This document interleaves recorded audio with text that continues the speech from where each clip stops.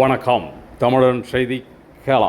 சீர்காழி அருகே Karaimedu Sri Natarajan memorial public பள்ளியில் மாணவ மாணவிகளுக்கு விளையாட்டுப் போட்டிகள், இதேபோல் பெற்றோர்களுக்கும் போட்டிகள் நடத்தப்பட்டு பரிசுகள் வழங்கப்பட்டன.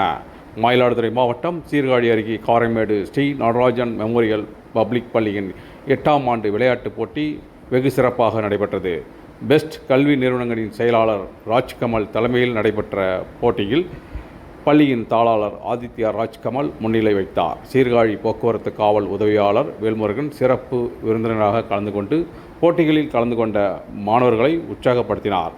மனிதவள மேம்பாட்டு பயிற்றுனர் பாபுநேசன், ரோட்டரி சங்க தலைவர் கணேஷ், புரவலர் முத்துகிருஷ்ணன், உடற்கல்வி ஆசிரியர்கள் முரளிதரன், செல்லத்துறை, பெஸ்ட் மெட்ரிக் பள்ளியின் முதல்வர் ராமலிங்கம், துணை முதல்வர்கள் மற்றும் திரளான பெற்றோர்கள், மாணவர்கள் கலந்து கொண்டனர்.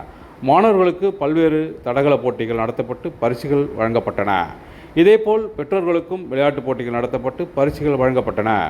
முன்னதாக பள்ளியின் முதல்வர் பழமலைநாதன் வரவேற்று பேசினார்.